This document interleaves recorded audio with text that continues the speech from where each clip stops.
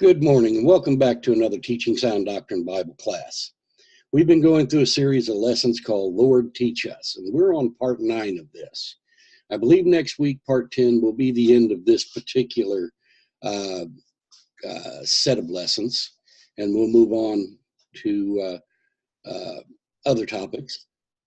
But what we want to look at today is something that, you've probably heard me say over and over and over, if you've come to these classes or watched these classes, that the word love has been twisted so badly that it's lost its true meaning. And people don't understand a lot of times what you're talking about. They don't think that love can correct or rebuke or whatever.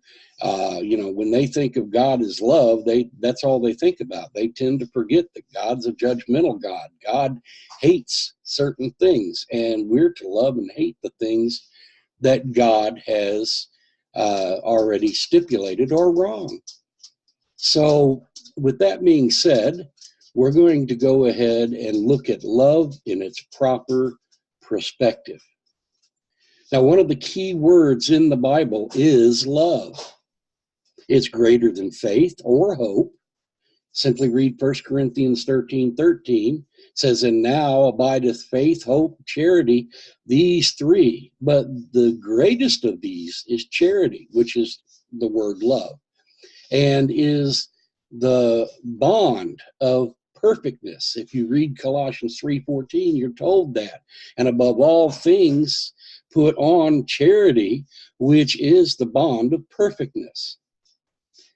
Knowledge, faith, benevolence, and sacrifice are nothing without love. In 1 Corinthians 13:1-3, it says, "Though I speak with the tongues of men and of angels and have not charity, I am become as a sounding brass or a tinkling cymbal. And though I have the gift of prophecy and understand all mysteries and all knowledge, and though I have all faith so that I could remove mountains and have not charity or love, I am nothing. And though I bestow all my goods to feed the poor, and though I give my body to be burned and have not charity, it profiteth me nothing." You see, everything that we are to do toward God or man is fulfilled in love.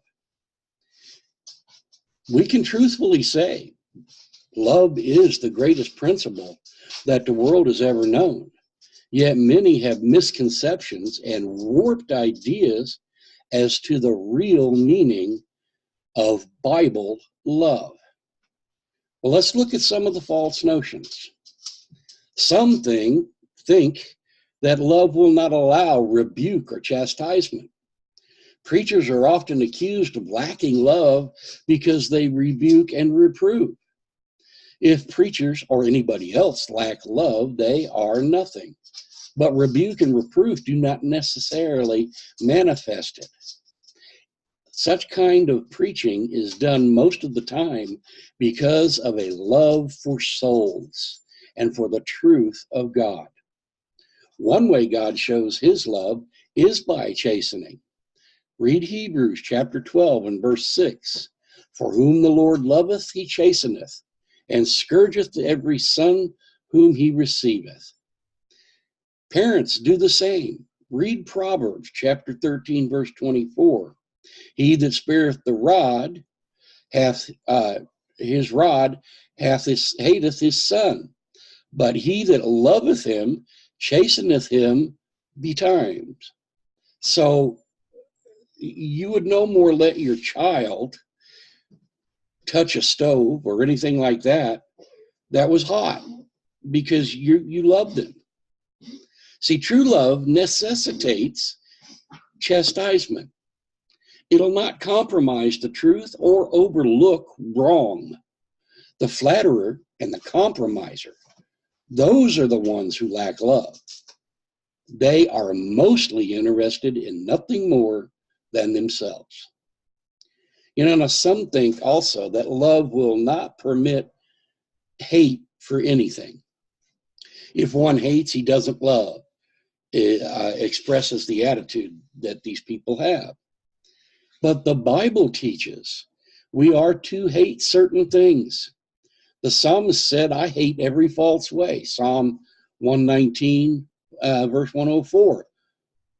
So through thy precepts, I get understanding. Therefore, I hate every false way. Christ hates iniquity. The Hebrew writer said in Hebrews 1:9, thou hast loved righteousness and hated iniquity. Therefore, God, even thy God, hath anointed thee with the oil of gladness above thy fellows. You see, the false doctrine is of love that people want to force on you today. You can read Revelations 2:15 and find out exactly what God thinks about it. Solomon said of God, these 6 things doeth the Lord hate, yea, 7 are an abomination unto him, Proverbs 6:16. Yet God is love. 1 John 4:8 tells us that. Hence, we are to hate what God hates and love what God loves. You know, others think that love will nullify obedience. If we love God with all our hearts, he'll overlook a lack of strict obedience to his will. That's the idea. That's the idea that some folks have. But strict obedience is how we show our love. John wrote, but whoso keepeth his word, in him verily is the love of God perfected. 1 John 2:5. Genuine love produces obedience. One who will not obey does not love as he ought to love. Some just see God one side, just the one side of God, and they forget that God is a God of severity as well as a God of goodness. So what do you think the true meaning of love is? Well, what does the Bible tell us? Love can be known only from the action that it prompts, according to W.E. Vine. God showed his love by giving his son, John 3:16. We all know that verse. For God so loved the world, he gave his only begotten Son, that whosoever believeth in him should not perish, but have everlasting life. And we, in like manner, we manifest our love by our action. John wrote, my little children, let us not love in word, neither in tongue, but in deed and truth. 1 John chapter 3, verse 18. W. Vine further says, Christian love has God for its primary object and expresses itself, first of all, in implicit obedience to his commandments. John 14, if you love me, keep my commandments. Read also verses 15, verse 21, verse 23. You see, Christian love, whether exercised toward brethren or toward men in general, is not an impulse from the feelings. It does not always run with the natural inclinations, nor does it spend itself only upon those whom some affinity is discovered. Love seeks the opportunity to do good to all men, and especially toward them of the household of faith, Galatians chapter 6 and verse 10. You see, our first and primary duty is to love God. Thou shalt love the Lord thy God with all thy heart, with all thy soul, and with all thy might. Matthew chapter 22 and verse 37. Jesus said, this is the first and great commandment. You know, I believe it is greater than the second, that thou shalt love thy neighbor as thyself. Because if we love God, we will love our neighbor. But on the other hand, we can love our neighbor without loving God. And that's where a lot of people fall today. They want their love to be seen by everybody but God. So as already stated, love for God is shown by an implicit obedience to his commandments. You see, love for our neighbor is shown by treating him properly. That is, we'll not cheat him or covet his possessions or deliberately misrepresent him, lie about him, or try to smear his name, etc. And love seeks his benefit, whether it's physical or spiritual. Our enemies are to be loved, and our enemy is to be blessed, done good unto, and prayed for. Read Matthew chapter 5, verse 44. But I say unto you, love your enemies, bless them that curse you, do good to them that hate you, and pray for them which despitefully use you and persecute you. Read also Romans chapter 12, verses 20 through 21. Therefore, and if thine enemy hunger, feed him. If he thirst, give him to drink. For in doing so, thou shalt heap coals of fire on his head. Be not overcome of evil, but overcome evil with good.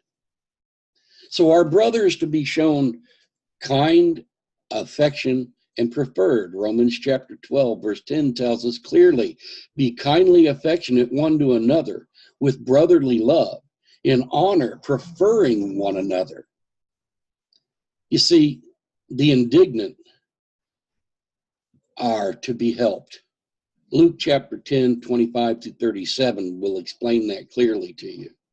To the lost, whether it be an alien or a brother, we manifest our love by trying to save them. So in these ways, we seek the welfare of all.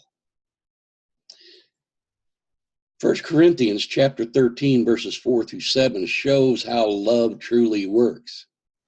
Now, Henry Drummond wrote concerning this passage, and I'll quote him, the spectrum of love has 9 ingredients: patience, kindness, generosity, humility, courtesy, unselfishness, good temper, guilelessness, and sincerity. These are the traits of love. If we lack any one of these traits, we lack just that much being a lovely character or having a loving character.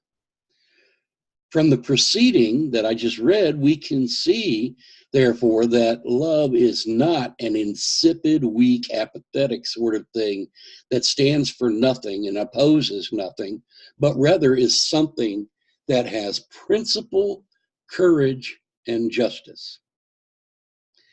Now, many times we misplace our love, or we see people with misplaced love. Perhaps we could say that everybody loves, but not everybody loves the right things. There are too many who love the things of this earth. Many love themselves.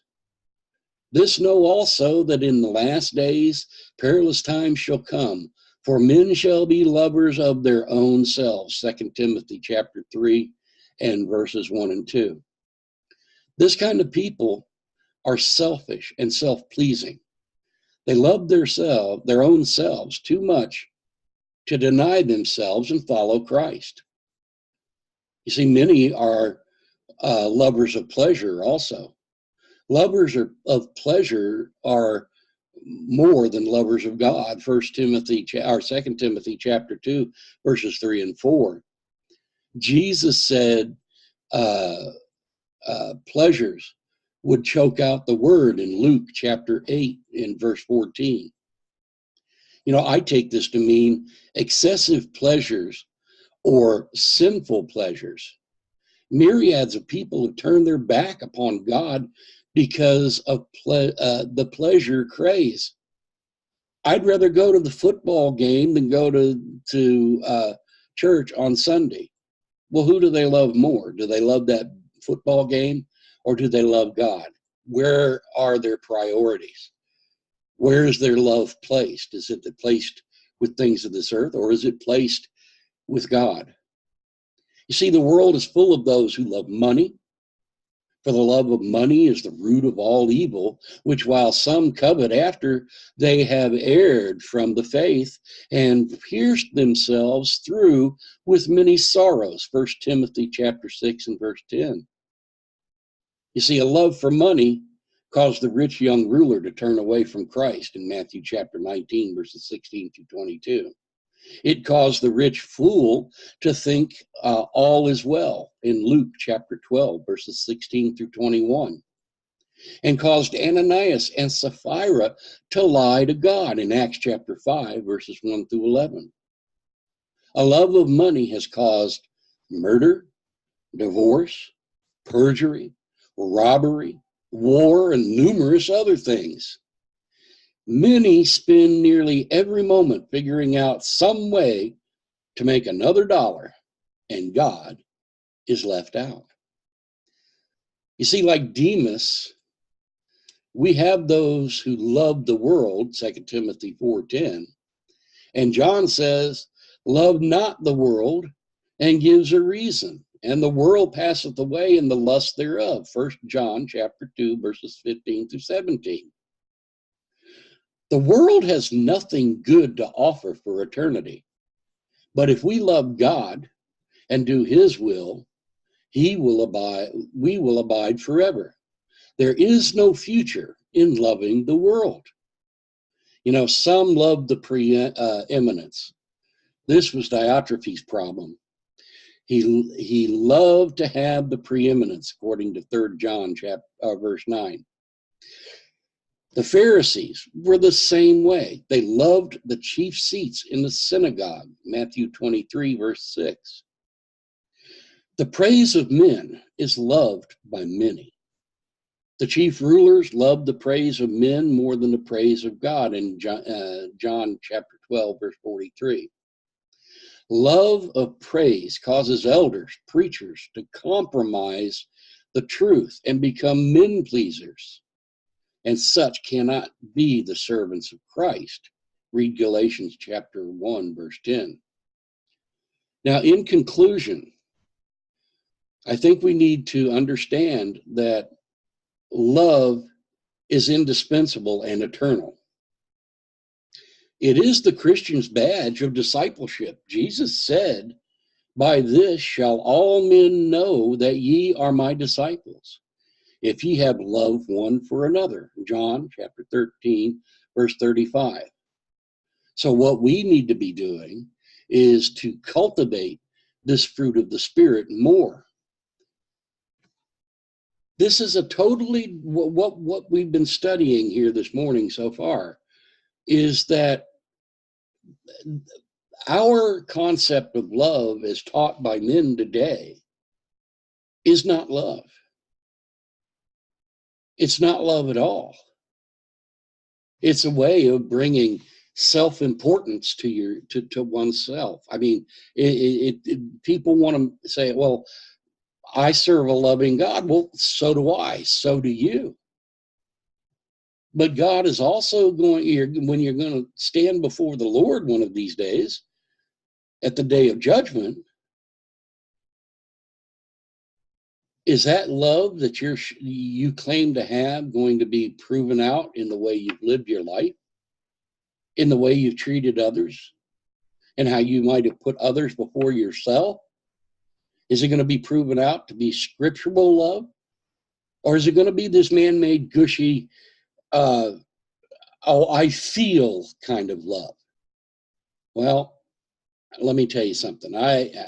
It may be heartless of me to say, but I don't want that gushy, I feel kind of love, unless it's between myself and my wife or something like that, between me and my children. But for God and to be a Christian, we should have a true and honest love, and God should be first in all things. So with that being said, I'm going to go ahead and let you have the lesson. I'm going to, give you plenty of opportunity to go ahead and study it. These transcripts are made available on my website, and that is jfmiller.com/Bible class. And you can find us on Facebook. And at the top of all my transcripts now, I have put my email address. So if you have questions, feel free to ask. Contact me on Facebook if you like. But I want you all to understand that the love that is being preached today is not really love. The love that God wants is what we've discussed this morning. So, until next we meet, may God bless.